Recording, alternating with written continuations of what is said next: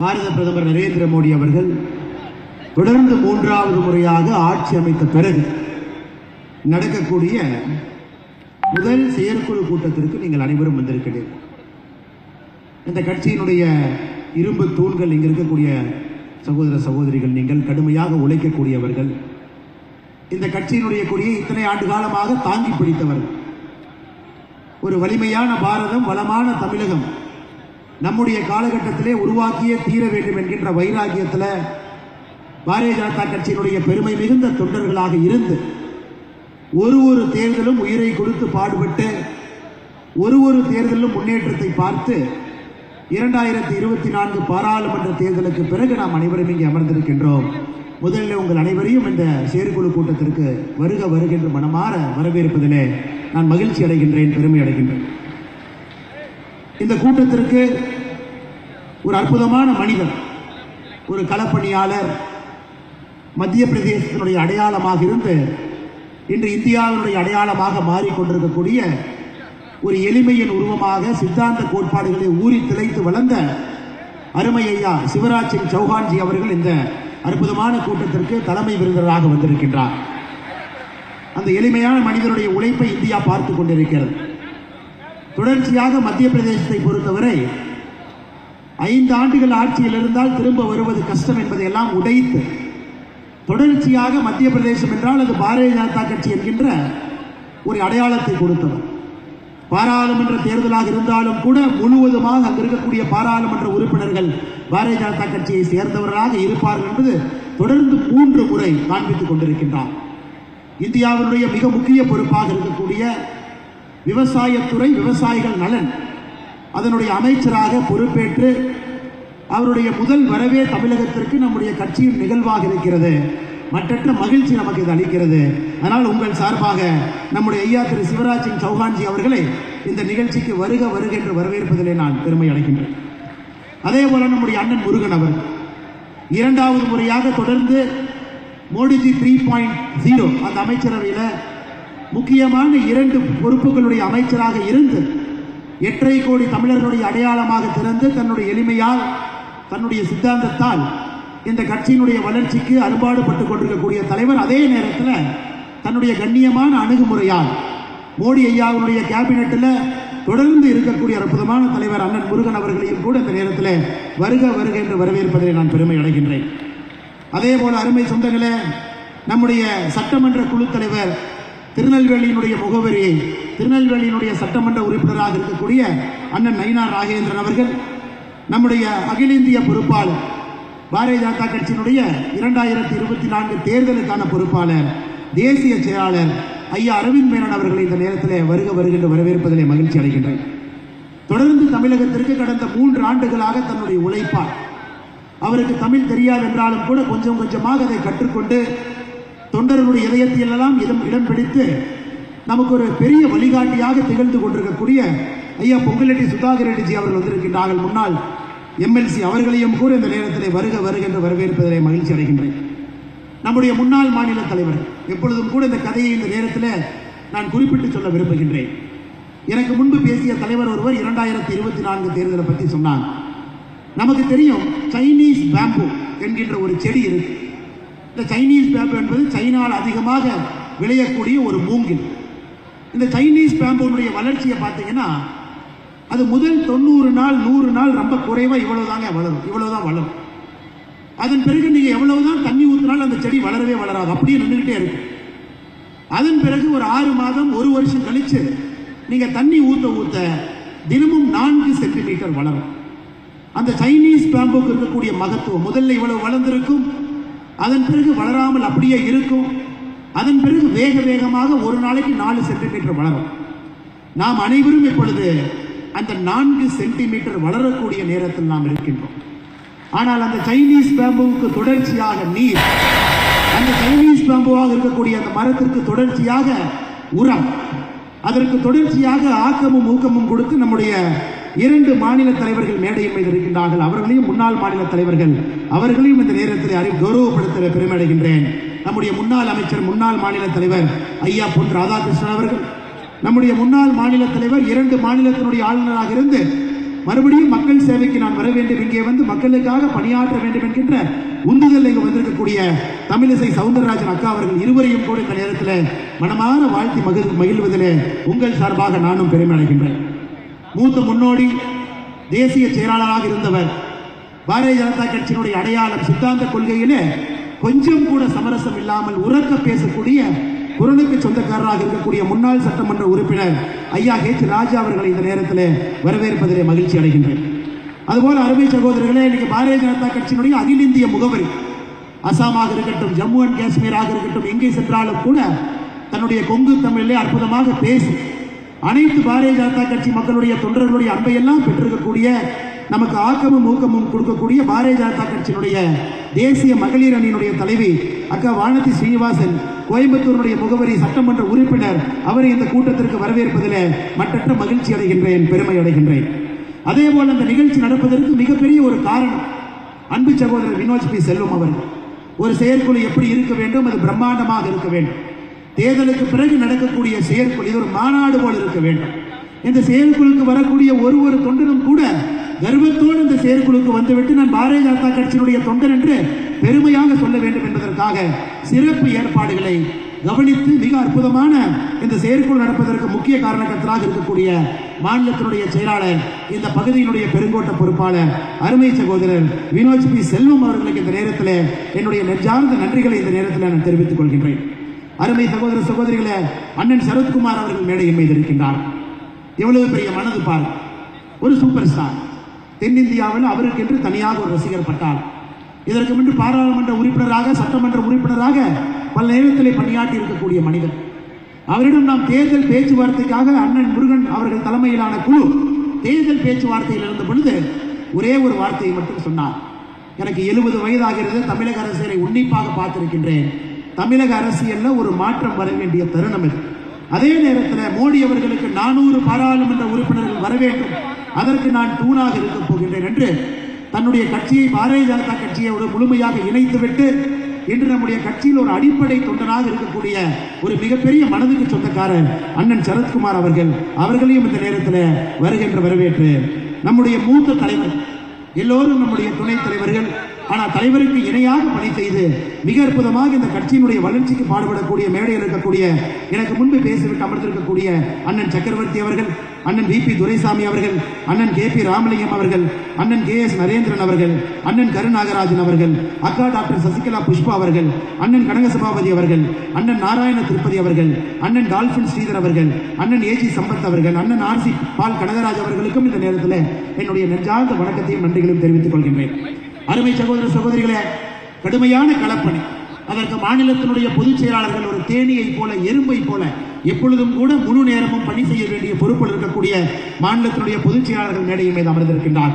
ஆற்றல் மிகுந்த நம்முடைய கருப்பு முருகானந்தன் அவர்கள், ப்ரொஃபசர் ராம ஸ்ரீனிவாசன் அவர்கள், தன்னுடைய பேச்சுக்கு இணையாக யாரும் இல்லை என்று பேசக்கூடியவர் அண்ணன் AP முருகானந்தம் அவர்கள், அண்ணன் பொன் பாலகணபதி அவர்கள், அக்கா கார்த்தியணி அவர்கள், இவர்களுக்கும் இந்த நேரத்தில் என்னுடைய நெஞ்சார்ந்த நன்றிகளை தெரிவித்துக் கொள்கின்றேன். நம்முடைய அமைப்பு பொதுச் செயலராக இருந்து தமிழ்நாடு போன்ற ஒரு மிக கடுமையான ஒரு சித்தாந்தம் போட்டி இருக்கக்கூடிய மாநிலத்தில் எதையும் பற்றி பொறுப்பெடுப்பாங்க. மீடியாவில் என்ன வேணாலும் எழுதட்டும், நம்முடைய எதிராளிகள் என்ன வேண்டுமானாலும் என்னை குறை சொல்லட்டும், அதை பற்றி கவலை இல்லை. பாரதிய ஜனதா கட்சியினுடைய வளர்ச்சி மட்டுமே என்னுடைய நோக்கம் என்று முழுமையாக இந்த இயக்கத்திற்கு அர்ப்பணித்து 7 ஆண்டுகளாக பணி செய்து கொண்டிருக்கக்கூடிய அமைப்பு பொதுச் செயலாளர் கேசவ் விநாயகி அவர்களுக்கும் இந்த நேரத்தில் என்னுடைய நெஞ்சார்ந்த நன்றிகளை தெரிவித்துக் கொள்கின்றேன். மாநில செயலாளர்களுக்கும் கூட இந்த நேரத்தில் அங்கீகாரம் கொடுப்பது என்னுடைய கடமையாக கருதுகின்றேன். மிக கடுமையாக பணி செய்திருக்கக்கூடிய நம்முடைய மாநில செயலாளர்கள் அண்ணன் கரத்தே தியாகராஜன் அவர்கள், சென்னையினுடைய முன்னாள் மேயர் அண்ணன் கோ வெங்கடேசன் அவர்கள், அக்கா மலர்கொடி அவர்கள், அக்கா சுமதி வெங்கடேஷ் அவர்கள், அருமை சகோதரி மீனாட்சி அவர்கள், அண்ணன் சதீஷ்குமார் அவர்கள், அருமை சகோதரி மீனா தேவ் அவர்கள், அருமை சகோதரர் அஸ்வத்தாமன் அவர்கள், அருமை சகோதரி இந்த நிகழ்ச்சியினுடைய ஏற்பாளராக இருக்கக்கூடிய அனந்தபிரியா அவர்கள், அருமை அக்கா பிரமீளா சம்பத் அவர்கள், மாநிலத்தினுடைய பொருளாளர், இன்னைக்கு பிறந்த நாளும் கூட இருக்கக்கூடிய அண்ணன் SR சேகர் அவர்கள், இயக்கத்திற்காக தன்னை அர்ப்பணித்து கடுமையாக பணி செய்து கொண்டிருக்கக்கூடிய நண்பர், சிறப்பு அழைப்பாளர் செயற்குழு முன்னாள் சட்டமன்ற உறுப்பினர் அக்கா காயத்ரி தேவி அவர்கள், இணை பொருளாளர் சிவசுப்பிரமணி அவர்கள், அலுவலகத்தினுடைய செயலாளர் சந்திரன் அவர்கள், நம்முடைய மூத்த தலைவர்கள் மட்டுமில்லாமல் நம்முடைய சட்டமன்ற உறுப்பினர்கள், காலிலே செருப்பு போடாமல் பூமி தாய்க்கு வலிக்கும் என்கின்ற ஒரு பெரிய மனபாரத்தோடு பாரதிய ஜனதா கட்சிக்கு ஒரு தேனி போல் இந்த வயசில் உழைத்துக் கொண்டிருக்கக்கூடிய நம்முடைய நாகர்கோவில் தொகுதியினுடைய எம்எல்ஏ ஐயா எம்ஆர் காந்தி அவர்கள், மொடக்குறிச்சி தொகுதியினுடைய எம்எல்ஏ அக்கா டாக்டர் சி.கே. சரஸ்வதி அவர்கள் சற்று மாதங்களுக்கு முன்பு தன்னுடைய சட்டமன்ற உறுப்பினர் பணியை பொறுப்பை துறந்துவிட்டு பாரதிய ஜனதா கட்சியில் இணைந்து ஒரு தொண்டராக பணியாற்றிக் கொண்டிருக்கக்கூடிய அக்கா விஜயதாரணி அவர்கள், பாரதிய ஜனதா கட்சியில் அண்ணன் சரத்குமார் அவர்களோடு இணைந்து கட்சியிலே ஒரு தொண்டராக கடுமையாக பாடுபட்டுக் கொண்டிருக்கக்கூடிய அருமை அக்கா ராதிகா சரத்குமார் அவர்கள் நம்மோடு இருக்கின்றார்கள். அவர்களுக்கும் இந்த நேரத்தில் நெஞ்சார்ந்த நன்றிகளை தெரிவித்துக் கொண்டு மேடையில் இருக்கக்கூடிய எல்லா தலைவர்களும் கூட, லோகநாதன் அவர்கள், கதிரி நரசிங்க பெருமாள் அவர்கள், நம்முடைய அணி பிரிவினுடைய தலைவர்கள், குறிப்பாக நம்முடைய அணியினுடைய தலைவர்கள் மிக முக்கியமானவர், கடுமையாக உழைக்கக்கூடியவர்கள். அவர்களுக்கும் அங்கீகாரம் கொடுக்க வேண்டிய கடமை எனக்கு இருக்கிறது. மகளிர் அணியினுடைய தலைவர் அக்கா உமாரதி அவர்கள், இளைஞர் அணியினுடைய தலைவர் ரமேஷ் சிவா அவர்கள், விவசாய அணியினுடைய தலைவர் ஜி.கே. நாகராஜன் அவர்கள், எஸ்டி மோர்ச்சாவுடைய தலைவராக இருக்கக்கூடிய சிவபிரகாசம் அவர்கள், மைனாரிட்டி மோர்ச்சாவுடைய தலைவராக இருக்கக்கூடிய தைசி சரண் அவர்கள், ஓபிசி மோர்ச்சாவுடைய தலைவராக இருக்கக்கூடிய சாய் சுரேஷ் குமரேசரன் அவர்கள், மாநிலத்தில் இருக்கக்கூடிய எல்லா மூத்த தலைவர்களுக்கும் இந்த நேரத்தில் என்னுடைய நெஞ்சார்ந்த நன்றிகளை தெரிவித்துக் கொள்கின்றேன்.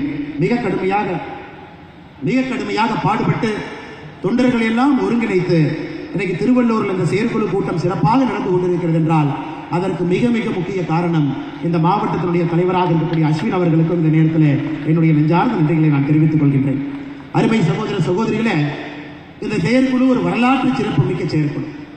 காரணம், தமிழகத்தில் பாரதிய ஜனதா கட்சி இதற்கு முன்பு எல்லா தலைவர்களும் தொண்டர்களும் கட்டியிருக்கக்கூடிய கட்டடத்தின் மீது மறுபடியும் ஒரு அடுக்குமாடியை நாம் கட்டியிருக்கின்றோம்.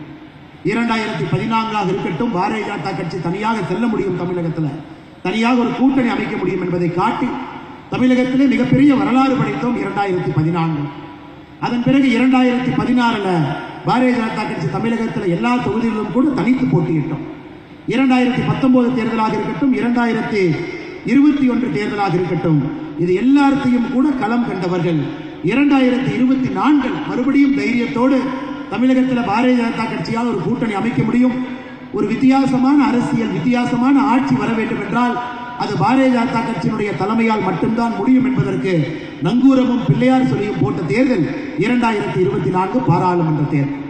நம்முடைய பாரத பிரதமர் நரேந்திர மோடி அவர்கள் தொடர்ந்து 3வது முறை, உங்களுக்கு தெரியும், இந்திய அரசியலை பார்த்தவர்களுக்கு தெரியும், உலக அரசியலை பார்ப்பவர்களுக்கு தெரியும், 3வது முறையாக ஆட்சியை தக்க வைப்பது எவ்வளவு கடினம் என்பது நம்ம எல்லோருக்கும் தெரியும். நேற்று தான் இங்கிலாந்தில் ஆட்சியில் இருந்த கட்சி ஆட்சி அதிகாரத்தை இழந்திருக்கின்றார். ஒரு நாடாக பார்த்து கொண்டிருக்கின்றோம். இந்த கொரோனாவுக்கு பிறகு அங்கு இருக்கக்கூடிய எல்லா கட்சிகளும் ஆட்சிகளும் தன்னை இழந்திருக்கின்றார்கள். ஆனால் இந்திய மக்கள் மறுபடியும் பாரத பிரதமர் நரேந்திர மோடி அவர்கள் மீது நம்பிக்கை வைத்து மறுபடியும் 3வது முறை இந்திய அரசியலில் பண்டிட் ஜவஹர்லால் நேரு அவர்களுக்கு பிறகு 3வது முறையாக பொறுப்பேற்கக்கூடிய ஒரு பிரதமராக ஒரு சரித்திரத்தை படைத்திருக்கக்கூடிய பாரத பிரதமர் நரேந்திர மோடி ஐயா அவர்களை இந்த நேரத்தில் நாம் எல்லோரும் வாழ்த்தி வணங்கினாலும் கூட அவர்களை நாம் இன்னும் கடுமையாக பணி செய்ய வேண்டிய நேரம் இருக்கு. அதற்கு பிள்ளையார் சொல்லியாக 2024 பாரதிய ஜனதா கட்சி நம்முடைய வளர்ச்சியை காட்டியிருக்கின்றோம். 11 விழுக்காடு நம்முடைய வாக்கு வங்கியாக நாம் உயர்த்தி காட்டியிருக்கின்றோம்.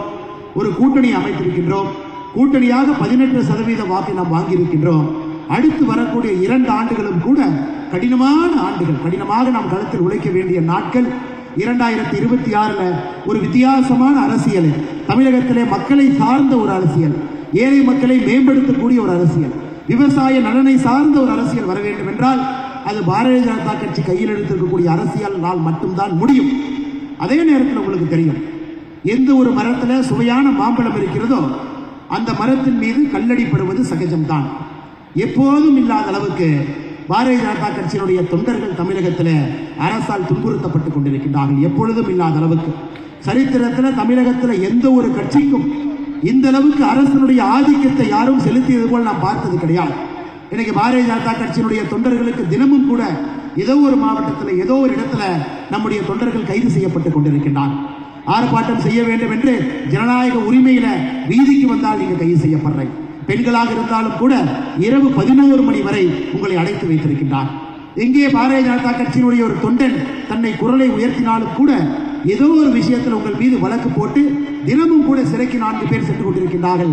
சிறையில் இருந்து 4 பேர் வெளியே வந்து கொண்டிருக்கின்றார்கள். எனக்கு தமிழகத்தில் இருக்கக்கூடிய சிறைச்சாலைகள் எல்லாம் கூட பாரதிய ஜனதா கட்சியினுடைய தொண்டர்கள் செல்லக்கூடிய கூடாரங்களாக மாறி இருக்கிறது. சமீபத்தில் ஒரு தொண்டன் சொன்னது போல, அண்ணா கட்சி வளர்ச்சி வரும்பொழுது இதெல்லாம் சகஜம், என்னை சிறைச்சாலைக்கு அனுப்பினாலும் கூட அங்கே சென்று 10 உறுப்பினரை சேர்த்து விட்டு நான் வெளியே வந்து விடுவேன் என்கின்ற ஒரு தீர்க்கமான ஒரு நம்பிக்கையோடு இன்று பாரதிய ஜனதா கட்சியினுடைய தொண்டர்களும் தலைவர்களும் நாம் எல்லோரும் சேர்ந்து பயணித்துக் கொண்டிருக்கின்றோம். அடுத்த 2 ஆண்டுகள் மிக கடுமையான 2 ஆண்டுகள். காரணம், தமிழகத்தினுடைய அரசியல் களம் மாறிக்கொண்டிருக்கிறது.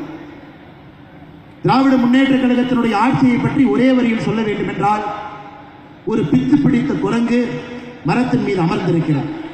அந்த பித்து பிடித்த குரங்கை ஒரு தேள் கொட்டி இருக்கிறது.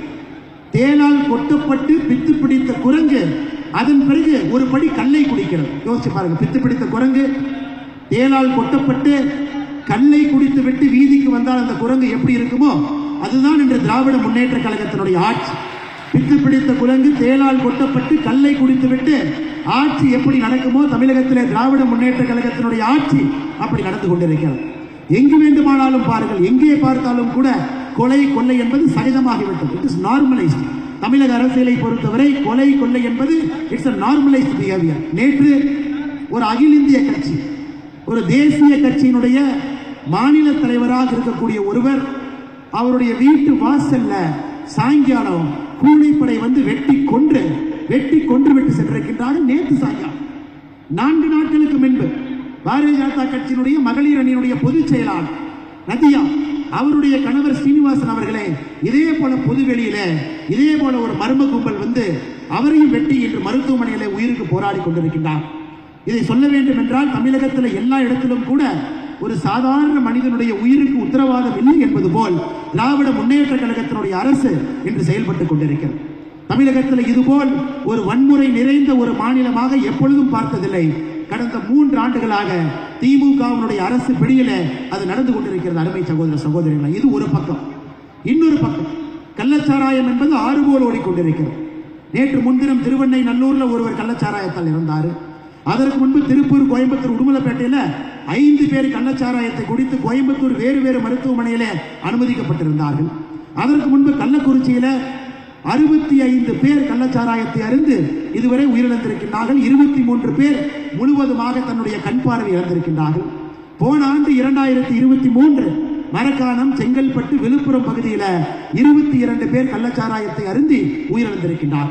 இதையெல்லாம் நீங்க நல்லா யோசித்து பார்க்கணும். எப்போதும் இல்லாத அளவுக்கு தமிழகத்தில் கள்ளச்சாராயம் என்று ஆறாக ஓடிக்கொண்டிருக்கிறது.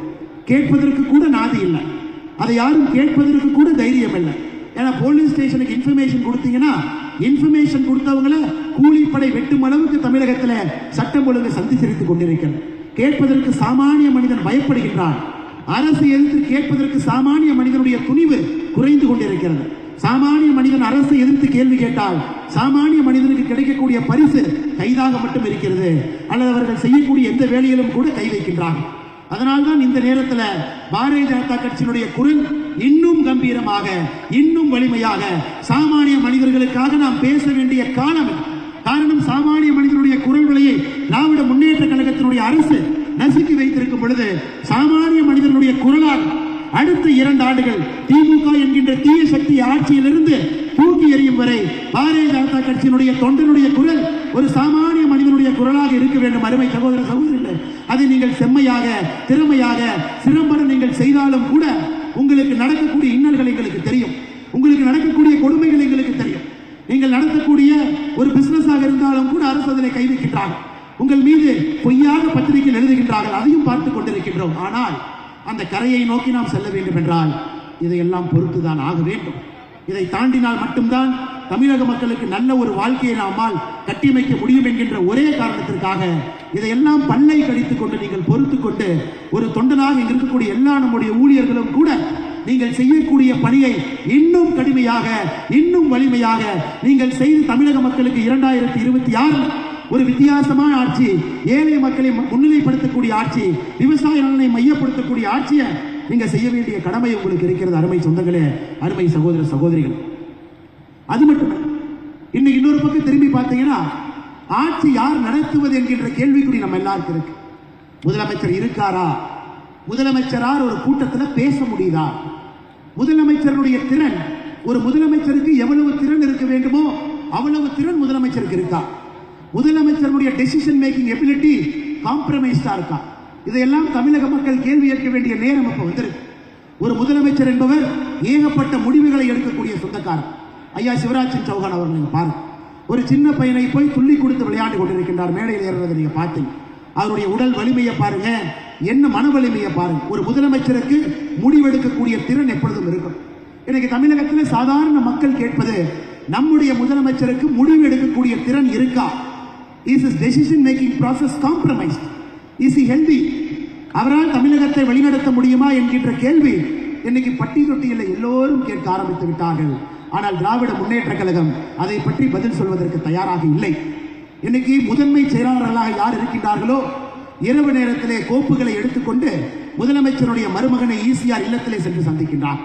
அந்த கோப்பை எல்லாம் ஆராய்ந்து பரிசீலித்து என்ன செய்ய வேண்டும் என்கின்ற நடவடிக்கை எல்லாம் முதலமைச்சர் அலுவலகத்திற்கு வெளியே மக்களால் தேர்ந்தெடுக்கப்படாத ஒரு கும்பல் அந்த கோப்புகளுக்கெல்லாம் டைரக்ஷன் கொடுக்கிறார். இந்த கோப்புகள் என்ன செய்யணும், இது என்ன செய்ய வேண்டும் என்று. அதனால்தான் நம்முடைய முதலமைச்சர் அவர்கள் ஒரு பொம்மை முதலமைச்சராக அமர்ந்துவிட்டு பொம்மை முதலமைச்சராக எழுந்து சென்று விடுகின்றார். அதனால்தான் அவருக்கு காவல்துறையின் மீது கட்டுப்பாடு இல்லை. ஒரு டிஜிபியோ, ஒரு காவல்துறை கண்காணிப்பாளரோ, ஒரு டிஐஜியோ, ஒரு ஐஜியோ அமர வைத்து அவரிடம் கேள்வி கேட்டு எதற்காக தமிழகத்திலே தப்பு நடக்கிறது, எதற்காக கூலிப்படைகளுடைய கூடாரமாக சென்னை மாறி இருக்கிறது, எதற்காக கள்ளச்சாராயம் ஆறுகளைப் போல் நடந்து கொண்டிருக்கிறது என்று கேட்பதற்கான திறன் முதலமைச்சருக்கு இல்லை என்பதை மிக தெளிவாக இந்த 3 ஆண்டுகளில் திராவிட முன்னேற்ற கழகத்தினுடைய அரசு நமக்கு படம் பிடித்து காட்டியிருக்கிறது. அருமை சகோதர சகோதரிகள், அப்ப நாம் புரிஞ்சுக்கணும், இன்னைக்கு தமிழகத்தில் இயக்குவது மக்களால் தேர்ந்தெடுக்கப்பட்ட அரசு கிடையாது. முதலமைச்சர் அலுவலகத்திற்கு வெளியே மக்களால் தேர்ந்தெடுக்கப்படாத ஆதிக்க சக்தி இன்னைக்கு தமிழகத்தினுடைய அரசாங்கத்தை வழிநடத்துவது என்பது தமிழகத்தினுடைய ஒரு குடிமகனுக்கும் கூட தெரியும். ஏதோ ஒரு ஆதிக்க சக்தி தமிழகத்து அரசாங்கத்தை நடத்தி கொண்டிருக்கிறது. அதனுடைய விளைவு மக்கள் இறந்து கொண்டிருக்கின்றார். அதனுடைய விளைவு மக்கள் கொலை செய்யப்பட்டுக் கொண்டிருக்கின்றார். அதனுடைய விளைவு ஆரம்ப கல்வி மோசமாக இருக்கிறது. அதனுடைய விளைவு தமிழகத்தினுடைய பொருளாதாரம் சீரழிந்து கொண்டிருக்கிறது. அதனுடைய விளைவு தமிழகத்தினுடைய வளர்ச்சி குன்றி போக ஆரம்பித்திருக்கிறது. இதையெல்லாம் உன்னிப்பாக பார்க்கும் பொழுது எதற்காக பாரதிய ஜனதா கட்சி தலைமையிலான அரசு 2026 ஆட்சிக்கு வர வேண்டிய கட்டாயம் எதற்காக இருக்கிறது என்பதும் கூட நமக்கு தெரிகிறது. அருமை சகோதர சகோதரி, இன்னைக்கு இந்த செயற்குழு கூட்டத்தில் முக்கியமான பல தீர்மானங்களை நம்முடைய தலைவர்கள் பேச இருக்கின்றார். தலைவர்கள் முன்மொழிவார்கள், தலைவர்கள் வழிமொழிவார்கள். இங்கு இருக்கக்கூடிய செயற்குழுவினுடைய எல்லா உறுப்பினர்களும் கூட உங்களுக்கு பேசுவதற்கு ஒரு வாய்ப்பு, உங்களுடைய என்ன ஓட்டங்கள், பிரதிபலிப்பு, களத்திலே மக்கள் என்ன நினைக்கின்றார்கள், மக்களுடைய குரலாக, மக்களுடைய எண்ணமாக இந்த செயற்குழு உறுப்பினர்கள் நீங்கள் எல்லோரும் இங்கே வந்திருக்கின்றீர்கள். நீங்களும் இந்த தீர்மானத்திலே பங்கெடுக்க வேண்டும் என்கின்ற வேண்டுகோளை உங்களுக்கு வைக்கின்றேன். இன்னைக்கு இந்த செயற்குழு தீர்மானங்கள் 7 தீர்மானங்கள் இருக்கும். 7 தலைவர்கள் முன்மொழிவார்கள், 7 தலைவர்கள் வழிமொழிவார்கள். அதிலே நீங்கள் ஆக்கப்பூர்வமான ஒரு விதத்திலே நீங்கள் பங்கெடுக்க வேண்டும். அந்த தீர்மானங்களையும் கூட தமிழக மக்களுக்கு செவனே எடுத்துச் செல்ல வேண்டும் என்று இருக்கக்கூடிய பத்திரிகை நண்பர்களுக்கும் இந்த நேரத்திலே நான் வேண்டுகோள் விடுக்கின்றேன். அருமை சகோதர சகோதரிகளே, நான் ஏற்கனவே சொன்னது போல நம்முடைய கட்சி இவ்வளவு தூரம் வந்திருக்கிறது. மேடையிலிருந்து பார்ப்பதற்கு பிரம்மாண்டமாக அமர்ந்திருக்கின்றோம். 3300க்கு மேலே செயற்குழு உறுப்பினர்கள் இந்த அரங்கத்துக்குள் அமர்ந்திருக்கிறேன். இது சாதாரணமாக நடக்கலைங்க. ஒரு ஊரில் ஒருத்தர், ஜனசங்க காலத்தில் ஒருத்தர், அந்த ஊரில் அவங்களை அவமானப்படுத்தப்பட்டாலும் கூட தனியாக இருந்து கட்சிக்காக 30-40 ஆண்டுகள் போராடி அந்த ஒருவர் 2 பேர்த்த சேர்த்து, 2 பேர் 5 பேர்த்த சேர்த்து, 5 பேர் 10 பேர்த்த சேர்த்து இன்னைக்கு ஒரு ஆலமரமாக பாரதிய ஜனதா கட்சி தமிழகத்தில் வளர்ந்து நிற்கின்றோம். அதற்கு காரணமான சிலர் இன்று நம்மோடு இல்லை என்பது எனக்கு ஒரு பெரிய வருத்தம்.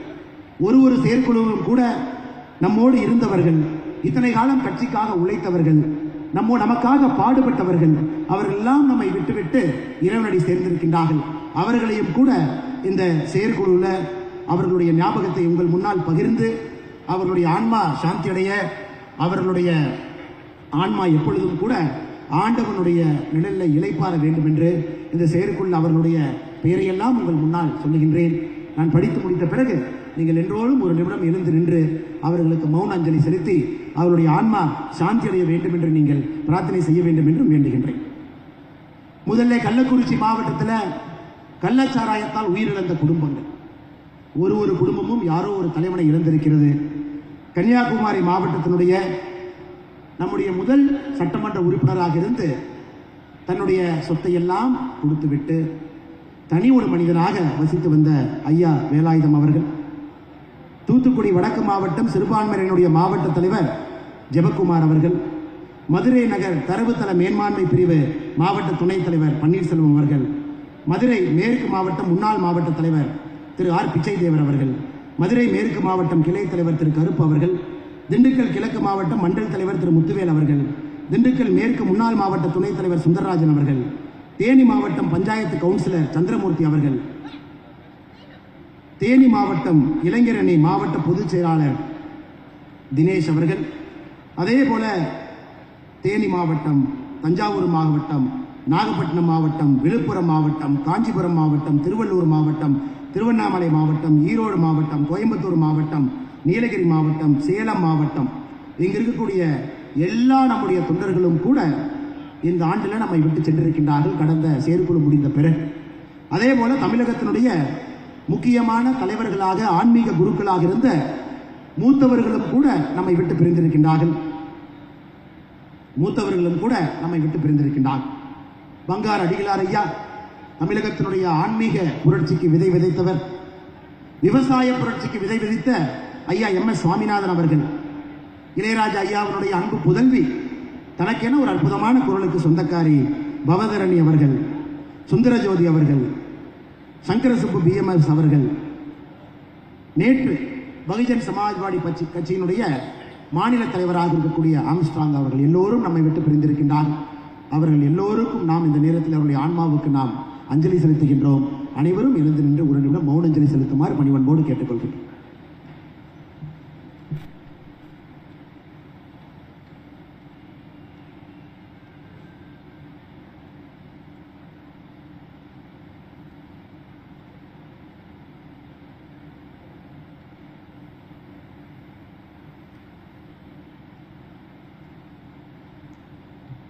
ஓம் சாந்தி சாந்தி சாந்தி. நன்றி, வணக்கம். பாரத் மாதா கி ஜெய்.